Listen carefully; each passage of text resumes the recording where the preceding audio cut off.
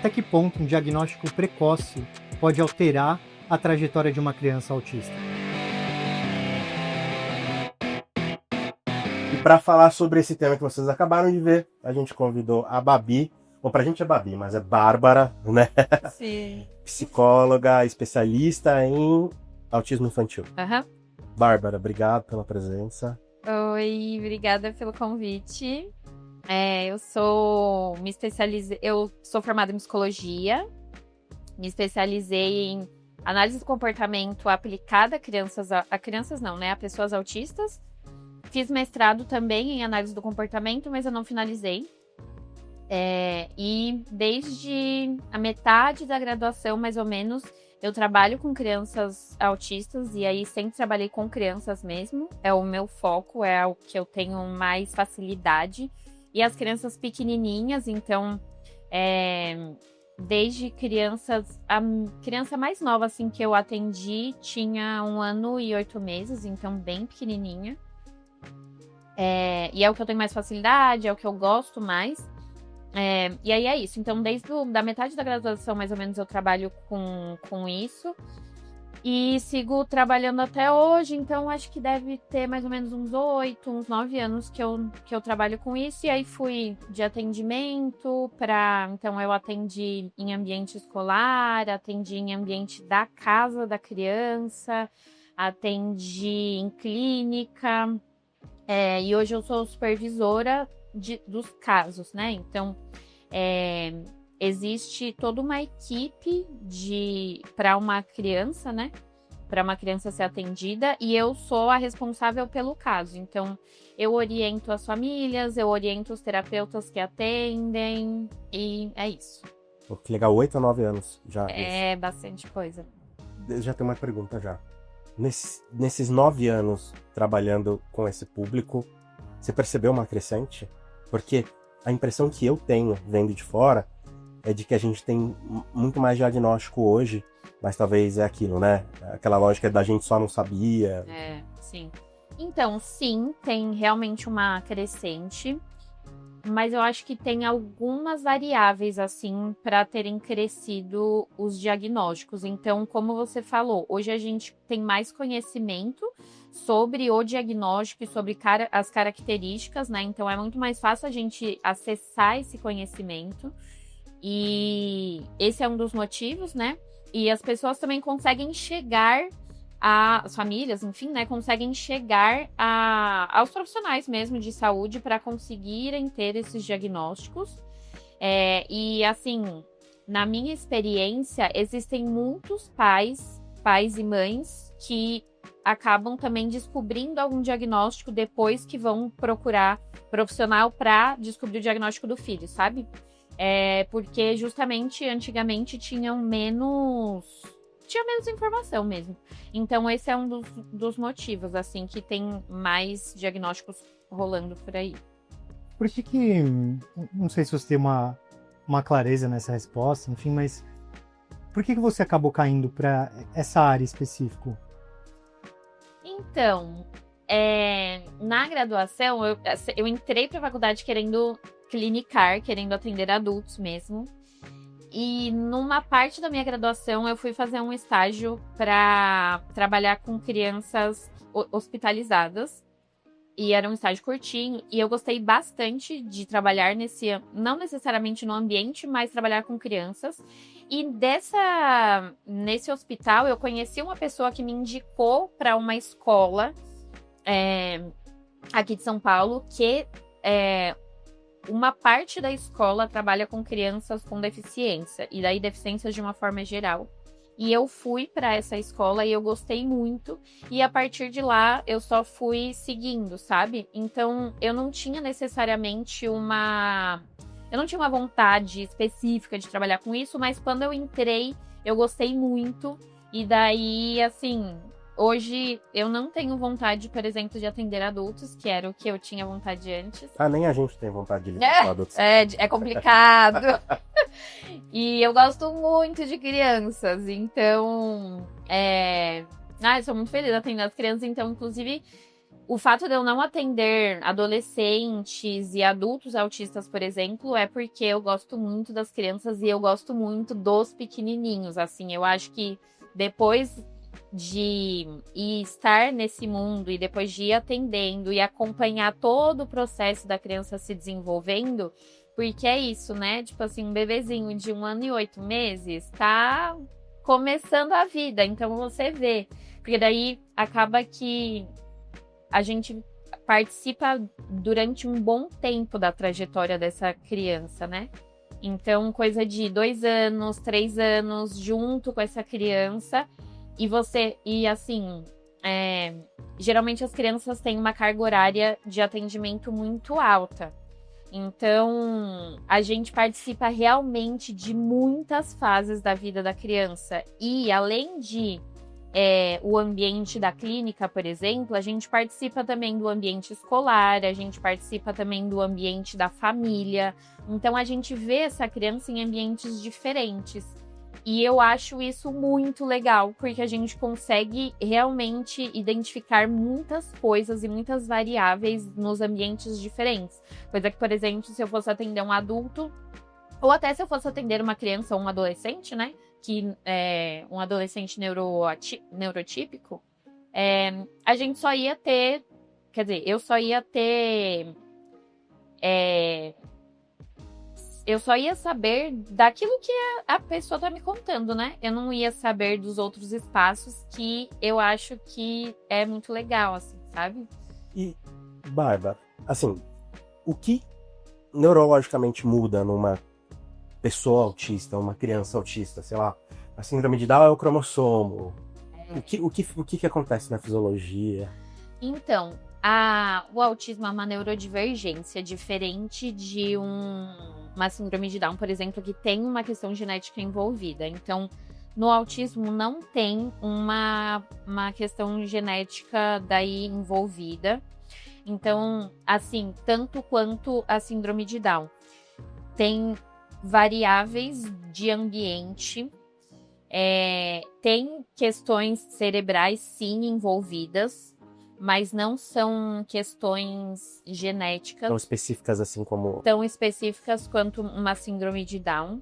Eu não tenho sendo sincera mesmo, eu não tenho toda essa clareza de questões de variáveis neurológicas, assim. Então, quando estudei sobre na especialização, né, que eu fiz a especialização de análise de comportamento e autismo, eu estudei muito mais as variáveis do comportamento mesmo. Então, quais são as características que envolvem ali numa criança, numa pessoa com autismo, e o que a gente consegue fazer de mudanças no ambiente. Porque uma vez que a gente vê essas características, que a gente já consegue identificar, tipo, com 6 meses de idade, a gente já consegue identificar características.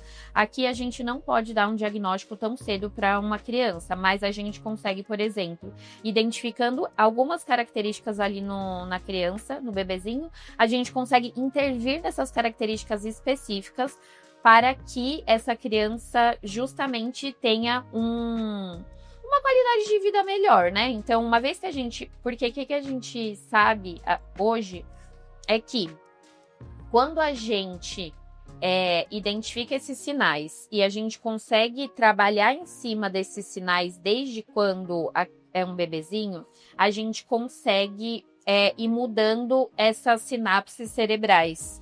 E daí acontece que as crianças, elas podem mudar essas características, assim. Então, elas podem ter uma qualidade de vida. Criar novas sinapses. Exato, criar novas sinapses e mudar ali o seu ambiente. Então, eu não estudei especificamente partes neurológicas específicas, mas sim o que a gente pode fazer para mudar, sabe? Claro. Então, por exemplo, um bebezinho de 6 meses já faz contato visual. Então, quando o bebezinho tá ali mamando no seio da mãe, né? É muito provável que esse bebezinho vai fazer contato visual com a mãe para criar e já ir criando vínculos e tudo mais. E muitas vezes a gente observa que uma criança autista ou com sinais, com características, não tem não faz esse contato visual. E tem outras características também, mas não faz esse contato visual. Ou quando faz, é um contato visual meio perdido, assim. Parece que a criança tá olhando pro nada, sabe? Então, a gente consegue fazer trabalhos já de bebezinho para que esse bebê crie novas sinapses e vá aprendendo novas habilidades. Legal. E que outros exemplos de sinais a gente consegue perceber numa criança pequenininha assim? Sim. O contato visual é um desses exemplos. A gente consegue identificar que bebês também já fazem mais pra frente, né? Chegando ali em 1 ano e meio mais ou menos, já tem algumas vocalizações. E o atraso de fala pode ser uma característica. Também pode ser características de outros transtornos, enfim, mas o atraso de fala é uma das características também. Os bebês, eles já se interessam por sons, eles já se interessam por visuais, assim. Eles já se interessam por contato físico. Então, a gente observa também que alguns bebês têm uma dificuldade de contato físico. Então, que algumas vezes eles optam por ficar mais distantes. Ou quando tem contato físico, alguns bebês se incomodam de fato mesmo. Tem alguns bebês que choram muito e muito além do que é esperado.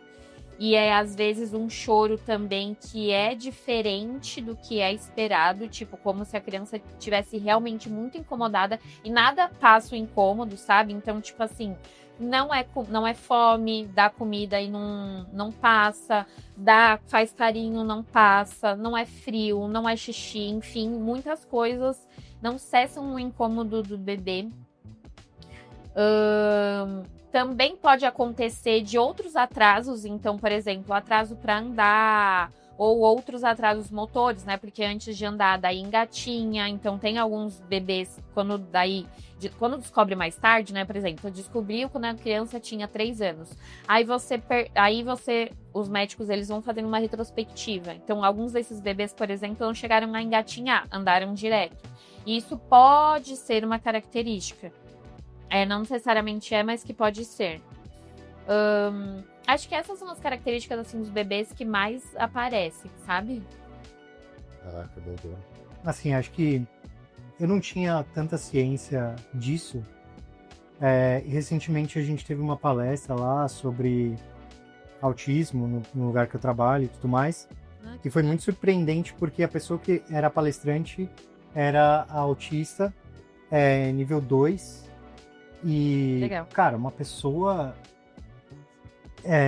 que falava extremamente bem, que tem um sucesso na carreira e etc. E isso foi um pouco um choque, assim, de compreensão, porque eu falei, caramba, no final, o pouco que eu achava é ainda menor, né? Então, quais são os níveis que tem o autismo? Quais são as diferenças, enfim? Nossa, que legal! Primeiramente, que eles chamaram uma pessoa autista para dar uma palestra sobre esse tema, né? Nossa, muito legal. Então, são 3 níveis de suporte que a gente chama hoje. E as diferenças são as dificuldades que essa pessoa pode ter não ao longo da vida, mas ali naquele momento da vida, e dificuldade no sentido de suporte mesmo. Quando aquela pessoa precisa de outros suportes para conseguir levar a vida dela, né? Então, por exemplo, uma pessoa de nível 1 de suporte é uma pessoa que vai precisar de pequenos suportes para conseguir fazer as coisas básicas da vida dela, assim.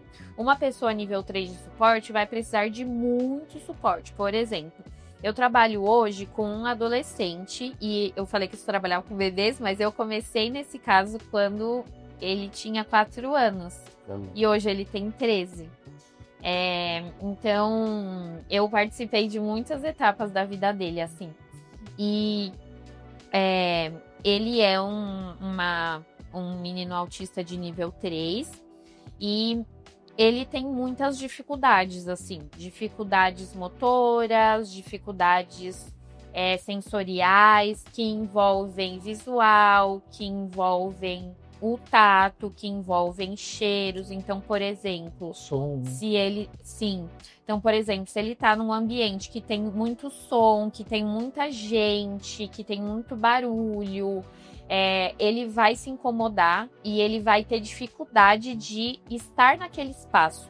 Por pouquíssimo tempo ele já se incomoda. Então, o que ele consegue hoje fazer num espaço que só tem, por exemplo, eu e ele, que ele consegue fazer tranquilamente, nesse espaço com muita gente, ele já não vai conseguir fazer as mesmas coisas. Então, ele vai precisar de suportes para conseguir desempenhar as habilidades que ele sabe desempenhar num ambiente menos caótico, assim. Então, por exemplo, vai precisar de um abafador de ruído para diminuir o som. Ele vai precisar de uma pessoa com ele, ajudando para que ele consiga desempenhar as funções que ele já sabe, para dar suporte mesmo. Então, os níveis de suporte, eles servem para ajudar a gente a entender o que aquela pessoa precisa de suporte para a vida dela de forma geral, para habitar nos espaços, para conseguir fazer as tarefas do dia a dia, assim, sabe? Uhum. E o nível, por exemplo, você falou da sinapse, o nível 3 é que tem mais dificuldade de criar essas novas sinapses? Ou não necessariamente? Então, também, eu não sei te dizer isso com toda certeza, mas sim, ele tem, pessoas com nível 3 de suporte têm mais dificuldade de aprender também, mas isso também pode depender de outras questões. Então, por exemplo, uma criança, um adolescente, enfim, uma pessoa autista, ela pode ter comorbidades que são comorbidades com outros transtornos ou deficiências. Então, sei lá, a criança pode ser autista e também ter um TDAH. A criança pode ser autista e ter uma deficiência intelectual. Então, essas comorbidades, elas também vão interferir na aprendizagem dessa criança e no resto todo. Eu acho que é isso. Eu não sei se eu respondi sua pergunta. Não, acho que respondeu. Eu lembro uma vez que a gente tava, tipo, num espaço kids, assim, e teve uma criança com autismo que tava lá com a identificaçãozinha e tal, e que ela tava tendo uma crise. E ela ficou bem agressiva e tudo mais. A minha dúvida aqui a agressividade, ela tem a ver com o nível de suporte que essa criança precisa? Então, não necessariamente. Mas o ponto é que a agressividade, ela pode vir por conta de uma dificuldade de comunicação, por exemplo, ou uma dificuldade de lidar ali naquele espaço. Então, por exemplo, essa pessoa que eu comentei que hoje eu atendo, esse adolescente, nesses momentos nesses espaços que tem muita gente, muito som, não sei o quê, muitos visuais, ele pode ficar desorganizado, no sentido de desorganização mental. Então, dificuldade de planejar o que ele precisa fazer. Então, a gente, enquanto pessoas neurotípicas, né, com desenvolvimento neurotípico, e adultos, porque crianças também têm essa dificuldade, né, de planejamento, mas a gente consegue se organizar nos espaços, consegue planejar os espaços. Então, por mais que nem que seja para sair de lá, né? Exato, boa, sim. Então, a gente aprendeu o que a gente pode fazer em determinados lugares e como se planejar naquele lugar. Então, se tem alguma coisa incomodando a gente, foi isso que você falou. A gente sabe o que a gente precisa fazer, ou para se manter, ou para sair de lá. Esse adolescente, por exemplo, ele tem muita dificuldade de se organizar. Ele já tem uma dificuldade ali de planejar num ambiente tranquilo. Num ambiente como esse, com muitas coisas, ele tem mais dificuldade ainda. Então, nesse caso específico, pode acontecer sim, dele ficar mais incomodado a ponto de tanta desorganização que ele começa a ficar agressivo. Mas, não necessariamente, ele vai... não são todas as crianças, por exemplo, que ficam agressivas a ponto de bater, agressivas a ponto de ou se bater ou bater no outro, mas pode rolar só uma desorganização ali muito grande da criança entrar numa crise, chorar muito e ficar jogado no chão e precisar de outros suportes. E isso pode depender do nível de suporte da criança ou não. Porque, por exemplo, a criança pode estar no nível 1 de suporte, mas pode ter muita dificuldade de se organizar nos espaços como esse e especificamente nesses espaços a criança ter mais dificuldade, sabe? Sim. E eu fico com uma dúvida de, tipo assim, uma dessas desorganizações você acha que é por talvez não ter a compreensão do real motivo que tá fazendo ela se sentir daquela maneira? Então, sim. Eu acho que tem muitas variáveis, assim, né? Então, quando a gente tá falando de crianças pequenininhas, você tem noção mais ou menos da idade, assim? Tipo, olhando esse exemplo que você deu. Eu acho que tinha uns 7, 8 anos. Ah, já era grandinha, né? Tá. Com 7, 8 anos, uma criança com desenvolvimento neurotípico já sabe identificar algumas coisinhas, né? De tipo, já sabe identificar algumas emoções, já sabe, assim, se foi ensinada, já sabe identificar algumas emoções e tal. Porque isso também depende da idade da criança, né? Então, mesmo sendo uma criança autista, a gente também precisa considerar a idade. Então, por exemplo, uma criança de 3 anos não sabe identificar emoções com toda clareza. E não sabe identificar também o porquê que algumas coisas estão acontecendo ali na vida dela, né? Então, isso piora muito quando a criança não sabe o que está acontecendo. E aí, quando a gente tava... Porque um dos pilares do autismo é a dificuldade na comunicação. Então, a gente tem 2 pilares. A dificuldade na comunicação, de habilidades sociais e tudo, e interesses restritos. Então, independente de nível de suporte, a pessoa vai ter características de dificuldade de comunicação e de interesse restrito. Então, pensando em emoções e pensando em descrições de leitura de ambiente, isso entra em comunicação, de uma forma muito geral, porque a comunicação é uma coisa muito ampla, né? Então, pode ser que a criança não saiba identificar o que está acontecendo e a crise venha por conta de não saber.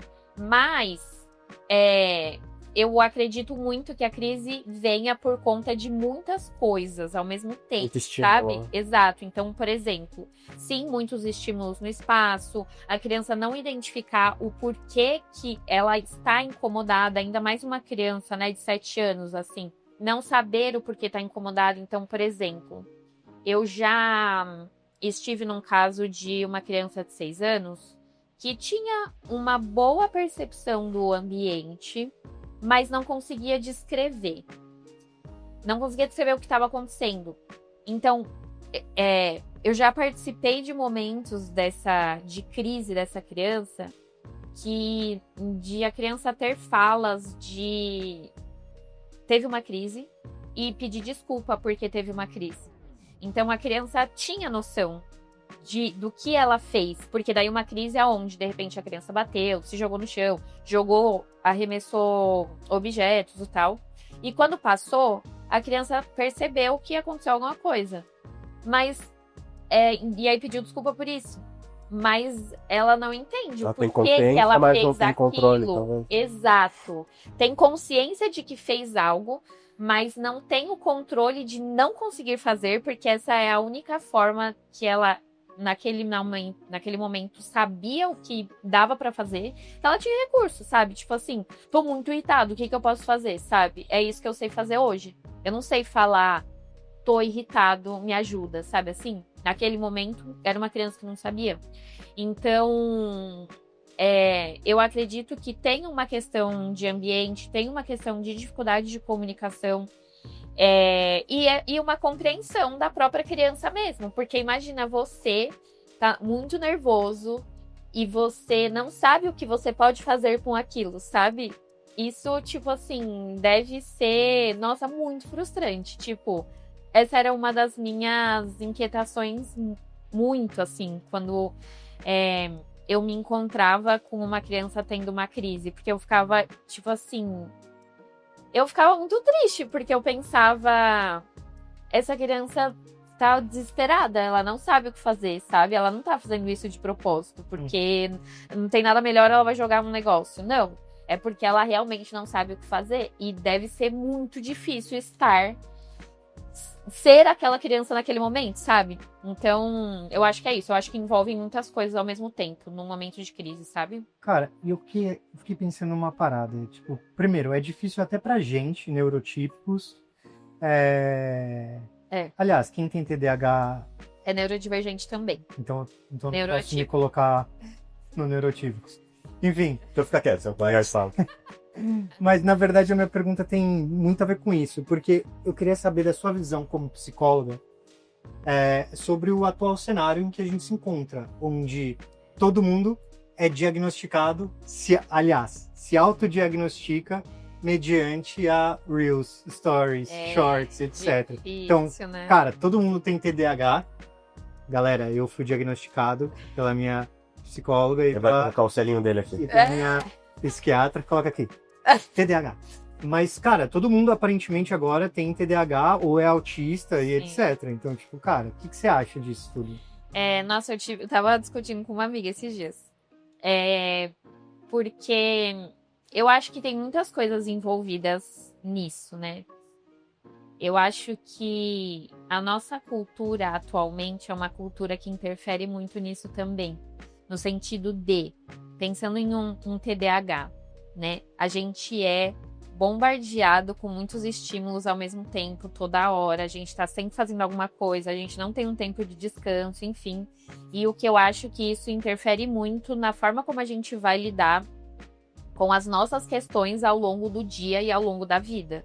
Então, tipo, uma agitação mental muito grande pode ter muito a ver com apenas excesso de estímulos que você tem ao longo do seu dia e ao longo de vários dias. E aí, eu acho que essa é uma variável. Uma outra variável é que muitos diagnósticos atualmente são dados apenas com uma consulta. E assim, pensando num adulto, na minha visão, não tem como você fazer um diagnóstico de um adulto de 30 anos olhando para ele uma vez só. Por muitas questões, eu acho, assim, né? Da saúde, de saúde pública, de saúde particular, enfim. Que muitos diagnósticos são dados assim, com apenas uma consulta. E a gente tem uma questão também que eu acho muito assim, e que eu defendo, é que os médicos, eles são, muitas vezes, os detentores do saber. E acaba que eles ficam encarregados de dar esse diagnóstico. E eu não acredito que essa seja a forma mais correta. Eu acho que um diagnóstico é feito com diversos profissionais. Então, precisa de um profissional de psicologia, precisa de um psiquiatra. A depender das dificuldades, precisa de um terapeuta ocupacional, por exemplo. Então, precisa de um fono. Então, eu acho que... E além de tudo isso, precisa ter uma conversa com outras pessoas que estão no ambiente dessa pessoa e que estiveram por um tempo no ambiente dessa pessoa, para daí sim a gente pensar, e várias consultas para que o psiquiatra consiga entender o que você está trazendo, se é uma coisa contextual, se é uma coisa de muito tempo. Então, assim, não tem como em uma hora alguém olhar pra você e falar, pelas suas características é TDAH, sabe? Então, eu acho que esse boom de diagnósticos também tem muito a ver com isso. E o que acontece é que as pessoas estão vendo informações na internet. E elas estão passando por coisas. E elas, muitas vezes, também não vão saber. Exato. E elas não vão saber. E elas vão se identificar com... Porque isso acontece mesmo. Tipo... Não, pela internet eu sou autista. Pela internet eu sou muitas coisas. Na vida eu já fui muitas coisas. Entendeu? Cada momento da vida eu já fui uma coisa. Então, eu acho que tem muitas coisas envolvidas, sabe? E, tipo, precisa de um cuidado, assim.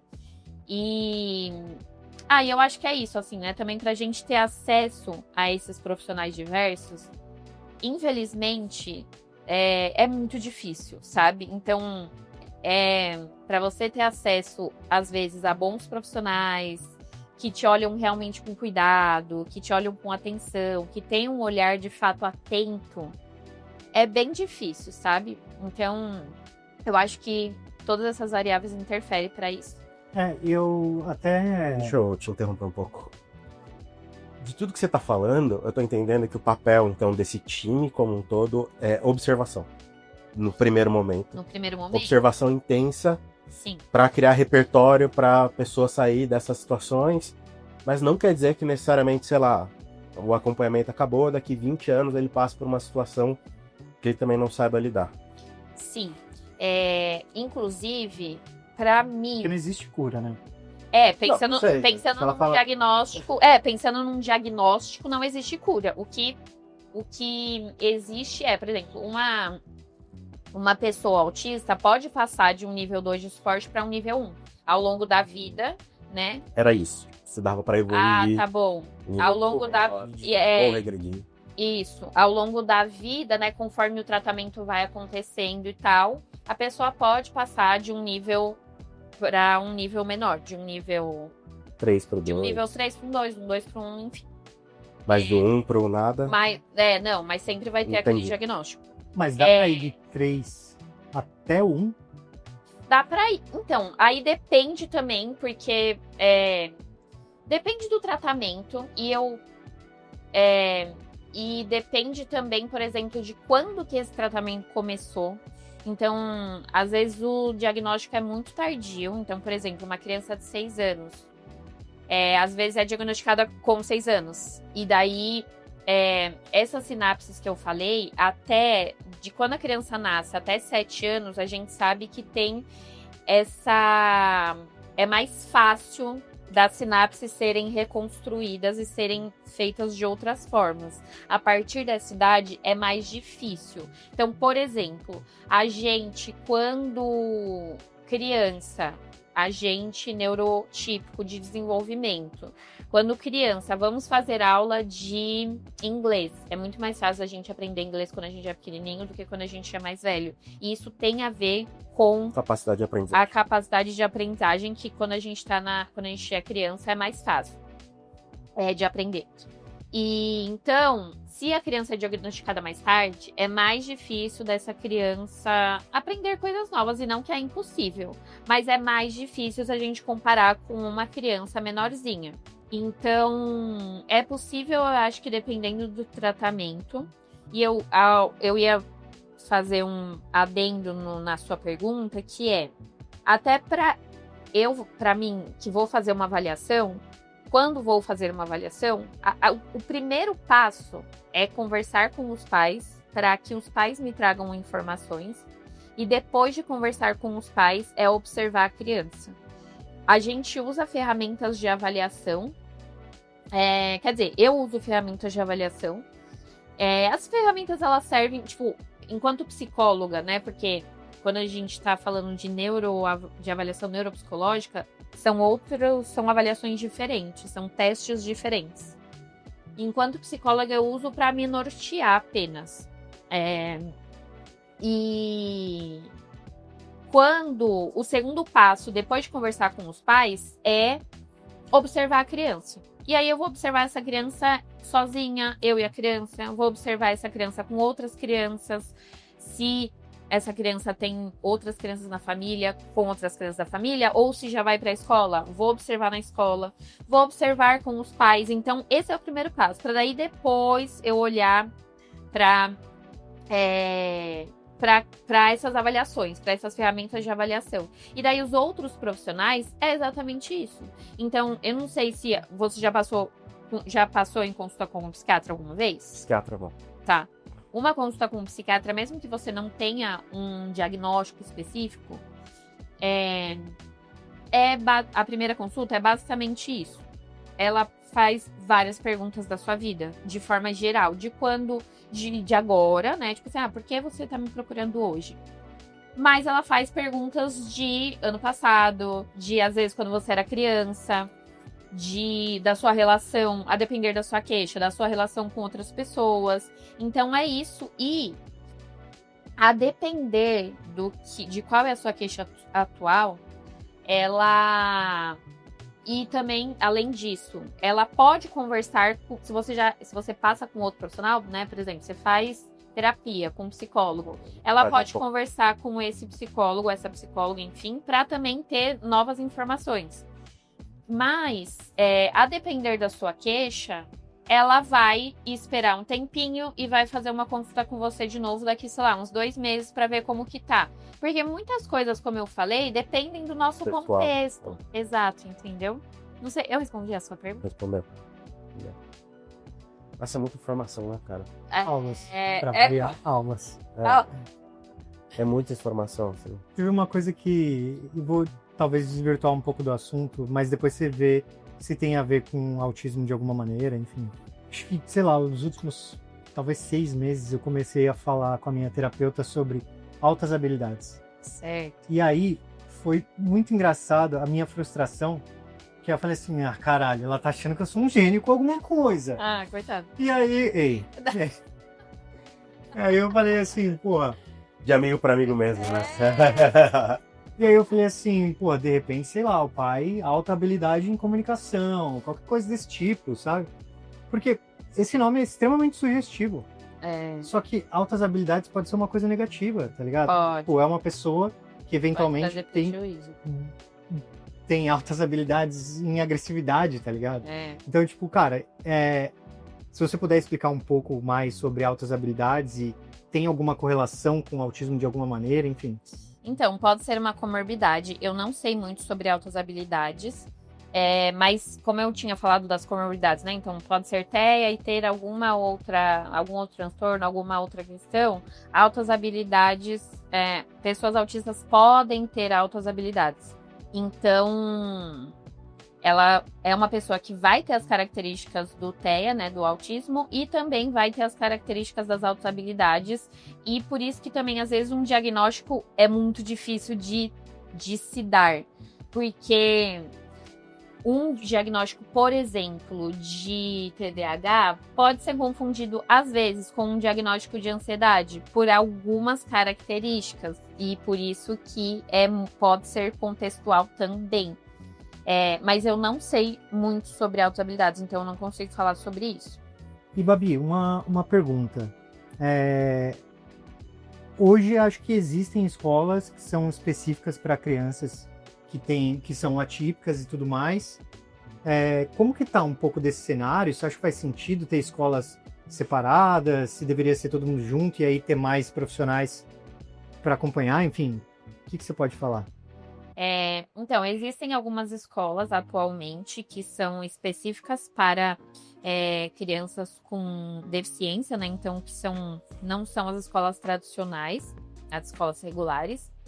E a ideia dessas escolas, e a minha visão, né, que essas escolas, elas devem sim existir, justamente porque existem pessoas que têm muitas dificuldades e não conseguem se adaptar a escolas tradicionais, não conseguem acompanhar a turma, não conseguem acompanhar o que é passado, né? O que as crianças aprendem, essas crianças com dificuldades não conseguem aprender, mesmo com um acompanhante na escola, por exemplo, por uma questão de alfabetização, às vezes as crianças não são alfabetizadas.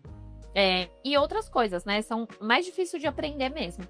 Então, essas escolas, elas são importantes e também existem adultos que estão nessas instituições, que estão nessas escolas, ou adolescentes mais velhos, enfim. Então, é importante que essas escolas existam, essas instituições existam, para que essas crianças consigam habitarem espaços onde existem outras pessoas que vão amparar elas da forma como elas podem ser amparadas, sabe? Então, por exemplo, esse adolescente que eu atendo, ele vai para uma escola para crianças com deficiência e só tem crianças não, porque não tem crianças nessa escola, só tem adolescentes e adultos. E a educação é especializada para eles. Então, existem as matérias, né? Então, tem matemática, tem português e tudo, mas os temas, eles são, por mais que os adolescentes estejam numa mesma sala. Então, por exemplo, esse adolescente está numa sala que tem acho que 5 outros adolescentes. E cada um, embora tenha matemática, português, não sei o quê, cada adolescente, cada pessoa tem o que precisa ser aprendido e o que consegue ser aprendido naquele momento. Então, é uma educação, é um ensino que é especializado mesmo e com um olhar focado para aquela pessoa, diferente de uma escola tradicional, que a gente sabe que existem as matérias e que, independente se você tem a sua dificuldade ou não, você precisa acompanhar a turma. Existe uma pauta muito grande que é a inclusão, né?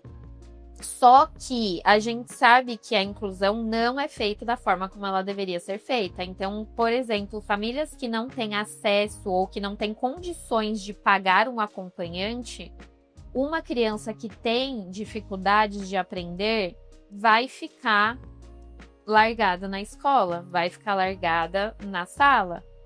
E isso muitas vezes é motivo da criança apresentar crise, da criança apresentar comportamentos diversos, dela ficar excluída na sala de aula.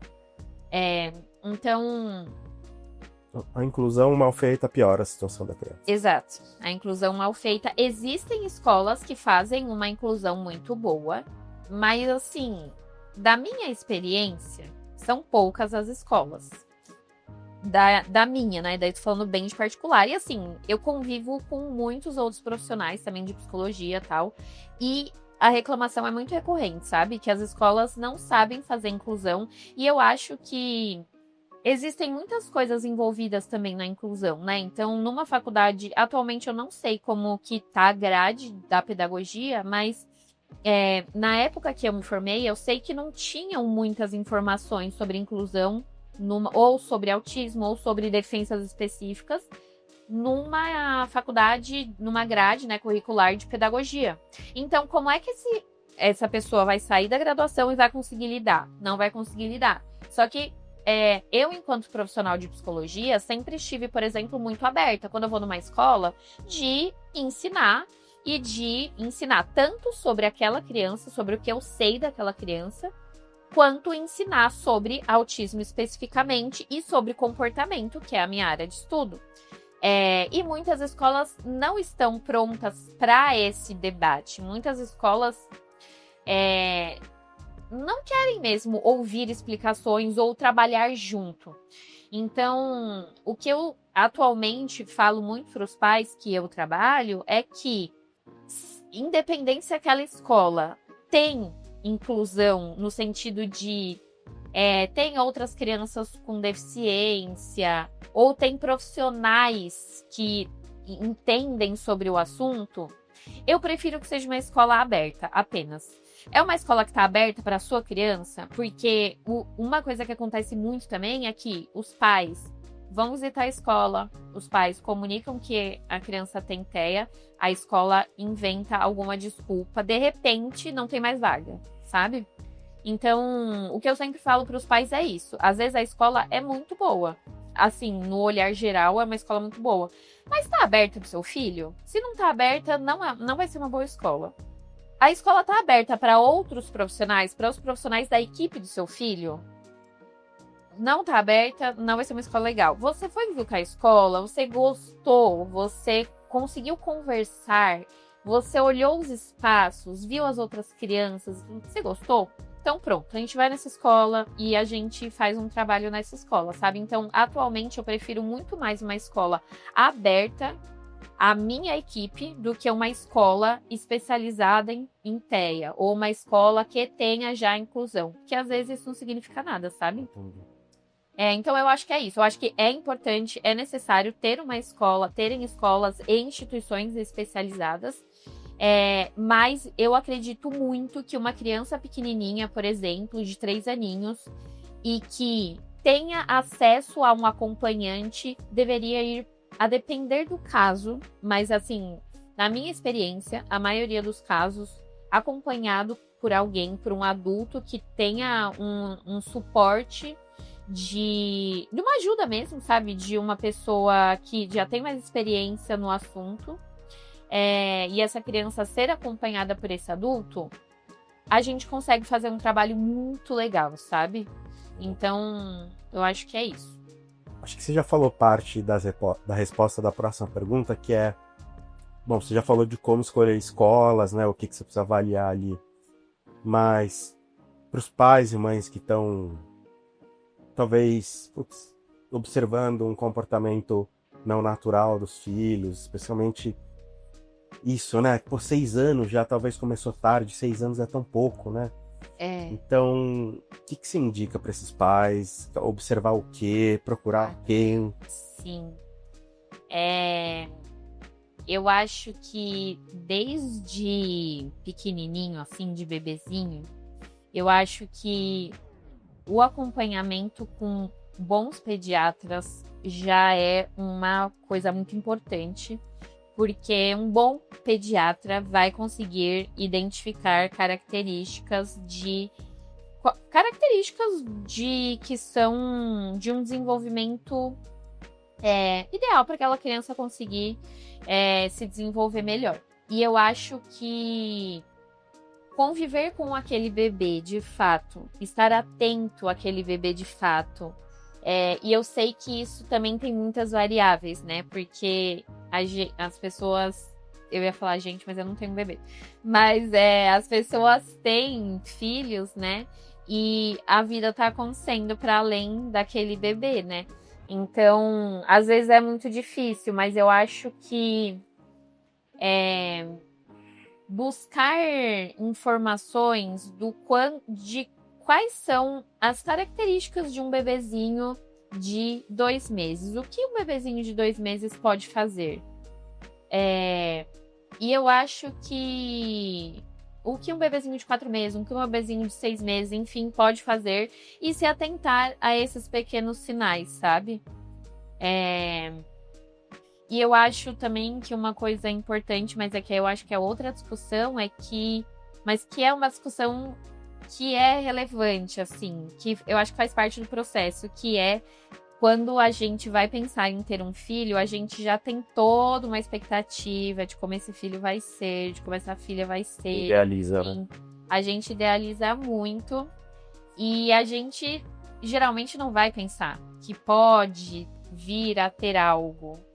Então, eu percebo uma dificuldade muito grande algumas vezes, assim, dos pais mesmo, de lidar com... Porque é difícil mesmo, né? Eu não estou deslegitimando absolutamente nada. Mas eu percebo muita dificuldade, assim, em algumas famílias de aceitar das dificuldades. Porque às vezes não veio o diagnóstico ainda, mas tem algumas dificuldades que a gente pode ajudar apenas. E essa dificuldade da família, às vezes, acaba interferindo bastante no processo da criança, sabe? Então, eu acho que fazer consultas com pediatras bons, se atentar para os sinais, conversar com outras famílias, conversar com outras famílias que têm bebezinhos ou já tiveram da mesma idade, enfim, para ir acompanhando gradativamente o processo da criança, sabe? E assim, eu não sou mãe, sabe? Então eu não sei como é, mas eu acredito que as crianças, elas falam muito, independente, mesmo que elas não saibam falar. Então, uma vez que a gente está atenta, a gente consegue identificar muitas coisas. Então, eu acho que é isso. E aí é o menor sinal também, né? De suspeita, acho que é válido ir procurar. Super. E aí é isso, né? A sua outra pergunta, boa. Então, o pediatra, ele vai ajudar, mas uma vez que... E uma vez que ele identifica essas características, ele deveria encaminhar para um outro profissional, né? Um neuro, para ajudar numa possível avaliação, ou também um psicólogo pode ajudar na avaliação. A gente não pode dar diagnóstico, a gente enquanto psicóloga, mas a gente pode ajudar na avaliação. Então, eu acho que esses são os caminhos. São vários. São vários. E para finalizar, assim, para as pessoas que têm interesse em entrar na área, etc., e atuar especificamente com crianças ou até pessoas, né, adultos, adolescentes autistas, o que você indicaria? quais conselhos? Sim. Hoje tem muitas clínicas que trabalham especificamente com autismo. Então, eu acho que uma vez que a pessoa tenha interesse em trabalhar especificamente com esse público, eu acho que é interessante e, vamos supor, está na graduação ainda, né? Não está formado nem nada, procurar essas clínicas, porque as clínicas oferecem estágio e eu acho que o estágio é um começo. Na época que eu comecei, não tinham tantas clínicas, tinham bem poucas clínicas. E para além dessa escola, né? Depois da escola eu passei para psicólogos particulares, assim, para trabalhar com psicólogos particulares. Depois passei para clínicas, mas tinham poucas clínicas. Então eu acho que hoje tem muitas. E eles eu acho que a maioria das clínicas oferece estágio. Então eu acho que procurar o estágio é bem legal. E se você está formado, existem muitos cursos também por aí. Então é legal fazer os cursos para conseguir entender melhor mesmo o funcionamento, entender melhor sobre como é o tratamento, pensando na psicologia. E se você já é formado, eu acho que é muito legal de procurar alguma especialização, eu acho que é muito legal de, ainda assim, procurar clínicas, porque as clínicas, além de oferecerem estágio, também oferecem trabalhos mesmo, capacitação, exato. Então, eu acho que esse é o caminho, assim. Massa demais. O animal. Sim. Cara, Babi, antes da gente te agradecer pela presença, a gente vai... Aliás, a gente já vai agradecer, né? Vai agradecer com um mimo. Amém! Então é uma plaquinha de impressão 3D e um chaveiro do nosso parceiro Eu amei. Camadaria. Então @Camadaria tá aqui embaixo para quem quiser soluções 3D, prototipagem e tudo mais. Chama O Fabião. o Fabão que ele desenrola. É Ó, isso. é para você guardar e lembrar.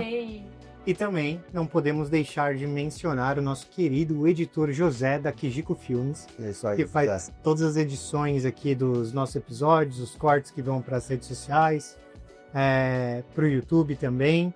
Então, se você tiver um projeto lá de motion, edição de vídeo, cara, chama o José que ele é incrível. Beleza? É isso. Ai, E obrigada. Babs, obrigado, viu? Obrigada. Muito obrigado. Você que tá aí, segue a gente nas redes sociais também, @mundoel.pdc. Aproveita que tá aqui também, ativa o sininho, dá like, comenta, enfim. E a gente também tá nos streamings de áudio. Só os que importam. Só assim. Obrigado, gente. Obrigada. Valeu, gente. Obrigado.